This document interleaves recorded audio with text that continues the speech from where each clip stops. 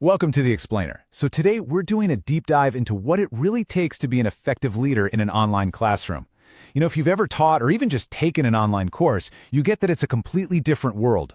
But what's the secret sauce that separates a good online teacher from a great online leader? Well, it turns out it's not about mastering just one skill. It's about a whole new way of thinking about the job itself. So let's start right there with the big question. What is the real difference? We all love the flexibility of online learning, right? The whole anytime, anyplace thing is amazing. But that freedom, well, it's actually made the instructor's job way more complex. It's just not enough to teach in the old-fashioned sense anymore. We have to completely rethink the entire role. And the key to navigating all that complexity? The secret to becoming a truly effective online leader. It's all about understanding that you're not just playing one role. You're actually mastering 4 distinct and super important leadership roles. All right, let's dive into the first one, the architect. I want you to think of this as the blueprint phase, right? This is all that crucial foundational work that has to happen before a single student even logs on. It's about designing the entire learning experience from the ground up. But here's the thing. The architect's job is never a one-and-done deal. Not at all. It's about constantly analyzing, revising, and evolving your teaching methods. This role is really the bedrock of the entire course. It's where you make sure that every single activity, every discussion, is purpose-built to help students think critically and learn how to communicate effectively online. So this blueprint has 3 main parts. First up is acquainting. You got to hook the students, right? Get them genuinely excited about the course and show them exactly what's in it for them. Then you move to the cognitive stage. This is where you focus everything on critical thinking and deep analysis. And once you've done that, it perfectly sets the stage for facilitation, where the whole course is built to guide students toward hands-on, self-directed learning.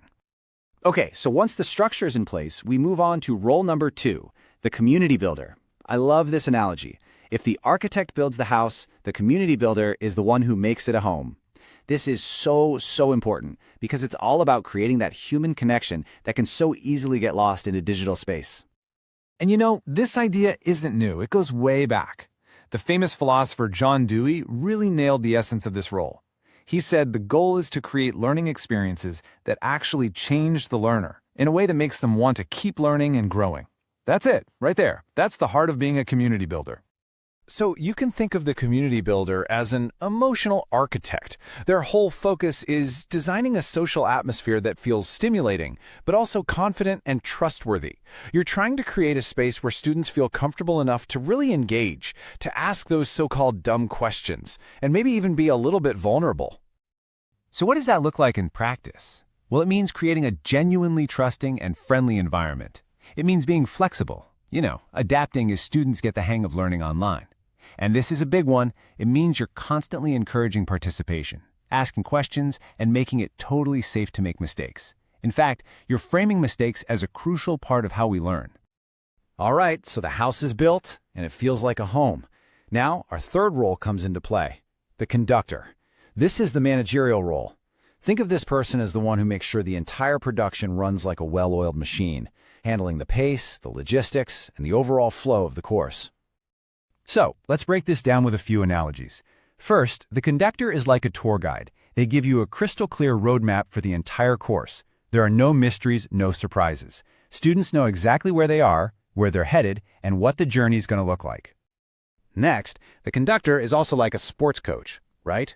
A good coach doesn't wait until the championship game to give feedback. No way. They're on the sidelines, reinforcing the fundamentals with prompt, targeted feedback right in the moment. For an online educator, that means giving graded feedback quickly, while the ideas are still fresh, so it can actually make a difference. And finally, the conductor is like an orchestra conductor. Their real magic isn't just making sure everyone hits the right notes. It's helping each musician understand how their part fits into the whole beautiful symphony. That's what a great online educator does. They build connections between different concepts so students aren't just memorizing facts, they're seeing the big, beautiful picture. So, when you boil it down, the conductor is all about balance. They provide precise guidance and really supportive feedback. They're strict and fair with policies and deadlines, but also flexible enough to understand that, life happens. And maybe most importantly, they build a real two-way street for communication, so students feel comfortable talking about their progress and their challenges. And that brings us to our fourth and final role. And honestly, this is in many ways the most advanced one, the guide. This is the facilitation role. And it's where the educator really steps back and empowers students to take the lead in their own learning journey. So what do we mean by facilitation? Well, it's all about this fundamental shift in responsibility. The instructor is no longer just the sage on the stage transmitting knowledge. Instead, they're engaging students in the act of creating, discovering, and applying that knowledge for themselves. The learner takes the lead in finding their own path. Okay, that sounds great in theory, but what does it actually look like? How does a great guide operate day to day? Let's zoom in on how they do it. Well, first, it's about engagement. A great guide is fantastic at welcoming new knowledge, showing students how what they're learning connects directly to their future.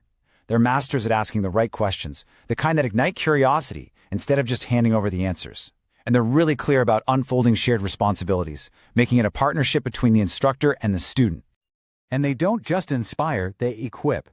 A great guide gives students these practical, experiential learning strategies, things like rehearsal, repeating and revising to really process concepts, elaboration, where you absorb, reflect, and summarize to make information stick.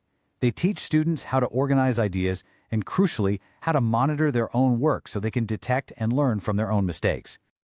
And what's the ultimate goal here? It's individualized learning. The whole point is to get to a place where each student discovers their own unique style and pace.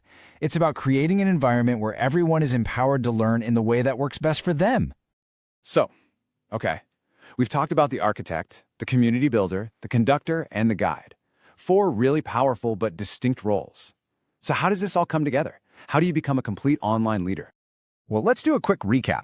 You have the architect, who designs the experience, the community builder, who creates the atmosphere, the conductor, who manages the process, and the guide, who empowers the learner. See how they all fit?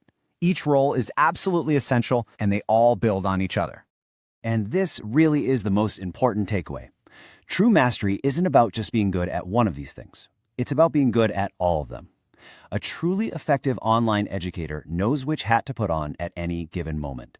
They're consciously and fluidly moving between these 4 roles to meet the students right where they are. So there you have it, our deep dive into the 4 leadership roles of online educators. But the real question, the one I want to leave you with, is this.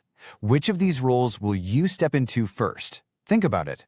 Whether you're an educator or even just a student, which of these areas feels like your next step for growth?